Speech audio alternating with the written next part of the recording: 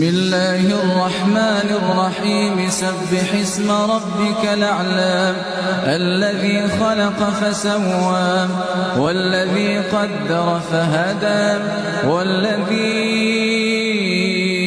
أخرج المرعى فجعله غثاء